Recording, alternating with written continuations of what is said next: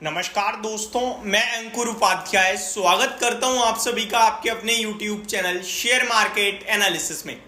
आज की शानदार रिकवरी के बाद, डे हाई के क्लोजिंग के बाद, क्या कल भी तेजी आएगी? क्या आज बाइंग करी गई है या आई है शॉर्ट कवरिंग? बाइंग में और शॉर्ट कवरिंग में क्या है मेजर डिफरेंस, बड़ा डिफरेंस? स्टॉक्स जो कल बड़े एक्शन में रहेंगे क्योंकि रिजल्ट्स बहुत सारे आए हैं, कल कौन कौन सी कंपनीज के रिजल्ट्स आने वाले हैं, ये सारी चीजें शॉर्ट और सिंपल भाषा में आप सभी के साथ इस वीडियो में कवर करने वाला हूं। शुरू करते हैं बिना किसी देरी के, एक एक करके सारे टॉपिक्स को कवर करना। सबसे पहले शुरुआत करना चाहूंगा एफआईआई डीआईआई के डेटा के साथ। वैसे तो लास्ट वीडियो में मैंने ऑलरेडी आप सभी के साथ डिस्कस कर दिया है, बट एक बार फिर से आपके साथ डिस्कस कर देता हूं। देखिए, सिंपल लैंग्वेज में बोला जाए तो एफआईआई बेच कर गए हैं और बड़े लेवल का बेच कर गए हैं, छोटे मोटे लेवल का नहीं बेच के गए हैं। और डीआईआईज ने करी है बाइंग, बट उतनी नहीं कर पाए जितनी एफआईआईज ने सेलिंग करी है। एफआईआईज ने कैश मार्केट में 4500 करोड़ की बिकवाली कर दी है और डीआईआईज ने कैश मार्केट में 3562 करोड़ की सेलिंग करी है। ऑलमोस्ट 950 करोड़ ज्यादा बेचा है आज भी एफआईआईज ने। फिर बाजार में कैसे तेजी आई? क्या रिटेल इन्वेस्टर ने खरीदा? इसका जवाब क्लियर कट है, नो, रिटेल इन्वेस्टर ने नहीं खरीदा है।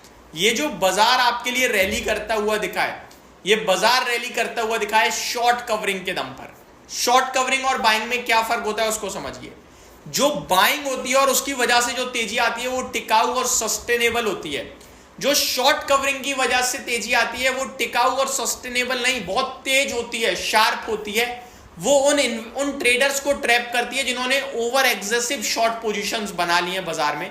उनको ट्रैप करा जाता है और फिर वो अपनी पोजीशन से लॉस बुक करते हैं और वो जब बाजार छोड़कर भागते हैं तो बाजार में कहा जाता है कि शॉर्ट करने वाले लोग खत्म हो रहे हैं, बाजार को छोड़ के जा रहे हैं, जिसकी वजह से बाजार शूट कर रहा है। यानी कि मैंने एक पोजीशन मंदी की बना रखी है तो मैं बाजार को गिराना चाहता हूं। अब बाजार ऊपर जाने लगेगा तो मैं मंदी करने वाला हूं, मुझे छोड़ के जाना पड़ेगा बाजार को, वरना मुझे लॉस बहुत ज्यादा हो जाएगा। तो जैसे ही मैं बाजार को छोड़ के जाऊंगा तो क्या हुआ, बाजार के लिए एक शॉर्ट करने वाला गायब हो गया।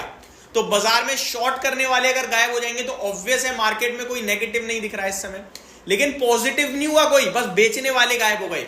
इसको कहते हैं शॉर्ट कवरिंग। वहीं दूसरी तरफ मैं बेच रहा हूं लेकिन सामने दो खरीदने वाले खड़े हैं, ये बाइंग सजेस्ट कर रहे हैं क्योंकि वो दो हैं, वो बाय कर रहे हैं। तो जब ज्यादा बड़ी क्वांटिटी में बाइंग आती है और उस बाइंग की वजह से तेजी आती है तो होता है फ्रेश तेजी। और लॉन्ग पोजीशन बनाने का मतलब होता है बाजार में कि बाजार ऊपर जा रहा है, क्योंकि जो बाइंग कर रहा है उसका पैसा तब बनेगा जब बाजार ऊपर जाएगा। शॉर्ट वाला क्या है, पोजीशन को एग्जिट करके भाग गया, अब उसका क्या मतलब, बाजार ऊपर जाए नीचे है, कुछ मतलब नहीं है उसे शॉर्ट कवरिंग कहते हैं, जो टिकाऊ नहीं होती है। होप आपको क्लियर हो गई होंगी दोनों चीजें। अब आता हूं तीसरे डेटा पे, अमेरिका का बाजार कैसा ट्रेड कर रहा है। देखिए, अमेरिका के बाजार में आज 7-8 ट्रेडिंग सेशन बाद डाउ जोन्स थोड़ा लाल निशान में है। हालांकि बहुत ही फ्लैट है, कुछ खास नहीं है, बट लाल निशान तो लाल निशान है। 14 पॉइंट नीचे है, केवल किसी वक्त हरे निशान में आ जाता है, लेकिन ब्रॉडर मार्केट में तेजी है। बट अमेरिका का विक्स 6.5% बढ़ गया है, तो फियर फैक्टर वहां भी डेवलप हो रहा है। नेस्डेक इंडेक्स आधे % ऊपर है, S&P 500 फ्लैट है, रसेल 2000 में आधे % की तेजी है, लेकिन विक्स अमेरिका में 6.5% जंप कर रहा है, तो ये कोई सही संकेत नहीं है। और डाउ जोन्स 14 पॉइंट नीचे है। निकाई के बाजार में फ्लैट टू नेगेटिविटी है, शंघाई के बाजार में फ्लैट टू नेगेटिविटी और हैंगसेंग आधे % से ज्यादा ऊपर है। यूरोपियन मार्केट्स में फिटसी फ्लैट टू नेगेटिव है, डेक्स फ्लैट टू नेगेटिव है और कैग भी फ्लैट टू नेगेटिव है। तो कुछ भी बाजार नहीं चल रहा है, आप ये मान लीजिए। आज अपना एक बड़ा डेटा भी आया है और वो आया है इन्फ्लेशन का, जो कि बिल्कुल flat as can be flat हो सकता है। जितना फ्लैट हो सकता था उतना फ्लैट हो गया है।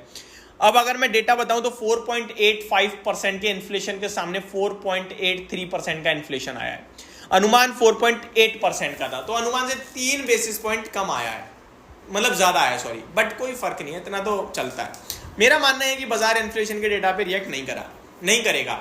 गिफ्ट निफ्टी 80 पॉइंट की तेजी दिखा रहा है, बट वो भी शॉर्ट कवरिंग होगी। अब सवाल ये उठता है कि भैया शॉर्ट कवरिंग हो या कुछ भी हो, बाजार में तेजी आनी चाहिए। तो देखो, शॉर्ट कवरिंग में अगर तेजी बनेगी तो दो चीजें इसमें भी अच्छी हो जाएंगी। सेंटिमेंट, हर व्यक्ति को नहीं पता ना ये शॉर्ट कवरिंग और बाइंग में डिफरेंस। बहुत सारे बाजार में नए लोग हैं, वो तो यही सोचेंगे अरे बाजार में तेजी आने लगी, वो खरीदने लगेंगे। तो वो खरीदने लगेंगे तो बायर आ गया बाजार में। हालांकि वो ट्रैप हो जाएंगे, इतना है, बाजार में उन्हें पेल देगा, वो बाजार को लॉस लेके निकलना है उन्हें। तो कुछ समय के लिए सेंटीमेंट सुधर सकते हैं कुछ कमजोर इन्वेस्टर्स के चलते, और जब वो ट्रैप होंगे, बाजार नीचे आएगा तो फिर वो सेलिंग करेंगे, तो वो और ज़्यादा सेलिंग प्रेशर क्रिएट कर सकते हैं। तो मेरा मानना यह है कि जब तक आपके लिए डेटा पूरा पॉजिटिव ना हो जाए ना, तब तक आप तो बाजार से दूर रहो, वो बेटर है। जब हम वीडियो बना रहे हैं, चीज़ें हैं आपके साथ शेयर कर रहा हूँ, दिन में 12 वीडियो बना रहा हूँ, उसके बावजूद आपको सही गाइडेंस नहीं दे पाऊंगा तो फिर बेकार है। तो मेरा मानना है कि जब तक संकेत पॉजिटिव ना आ जाए तब तक आप एंट्री मत करो, एक्यूमुलेशन भी मत करो, क्योंकि ट्रैपिंग से बचाने के लिए मैं आपके लिए वीडियो बना रहा हूँ। ये ट्रैपिंग हो सकती है क्योंकि कोई खरीद ही नहीं रहा तो फिर बाजार ऊपर कैसे जाएगा। तो ये आपके लिए मेरी तरफ से पहली आखिरी वीडियो थी दिन की। अभी यहाँ से निफ्टी की प्रिडिक्शन करें हम तो 22,000 के ऊपर की क्लोजिंग अपने आप में पॉजिटिव हो गई है, डे हाई की क्लोजिंग अपने आप में पॉजिटिव है, लेकिन शॉर्ट कवरिंग के दम पे ये नेगेटिव है। ओवरऑल 22,200 हम लोग ऊपर में दिखा सकते हैं, गैप अप हो जाए तो कोई बड़ी बात नहीं है, लेकिन उसके बाद टिकना हमारे लिए मुश्किल होगा। टिकेंगे हम तभी जब हमारे लिए डेटा पॉजिटिव आएगा, और डेटा में पोस्ट मार्केट ही पता चलेगा। तो जिस दिन डे हाई पे क्लोजिंग आए, डेटा पॉजिटिव आए, उसके अगले दिन हम पॉजिटिव हो सकते हैं।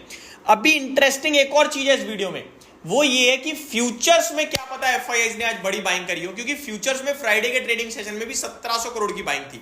अगर फ्यूचर्स में बाइंग करी है तो शायद बाजार ऊपर कल भी चला जाएगा। अब फ्यूचर्स में आपके लिए जो डेटा है वो मैं आपके लिए कल की पहली वीडियो जो 10:30 बजे आती है उसमें डिस्कस करूंगा, तो चैनल के साथ बने रहिएगा। अभी के लिए सिर्फ इतना ही। होप आपको सारी जानकारी समझ में आई होगी। स्टॉक स्पेसिफिक मैंने अभी तक आपके साथ एक्शन नहीं शेयर किया, एक बार शॉर्ट में कवर कर लेते हैं, पूरे बाजार को डिस्कस करने में सारा टाइम निकल गया। स्टॉक्स जिनमें कल एक्शन होगा उनमें नाम बता दूं, Sanofi India, Nelcast limited, Jay Bharat Maruti, Ind swift laboratories, DLF के नंबर के लिए कमेंट आया था तो 5 रुपए का डिविडेंड दिया है, मार्जिन दमदार आए हैं, कामकाजी मुनाफा डबल से ज्यादा हो गया है, नेट प्रॉफिट में भी जो छाल है भाई साहब, डीएलएफ के नंबर दमदार दिख रहे हैं, तो मैं पॉजिटिव साइड पे हूँ। Chalet hotels, Manali Petrochem, Alembic limited, इसके ऑलरेडी डिस्कस करिए मैंने। ये कुछ स्टॉक है जिनके रिजल्ट्स आए हैं, बाकी मैं ऑलरेडी डिस्कस कर चुका हूँ। Thank you so much for watching this video. Good night guys.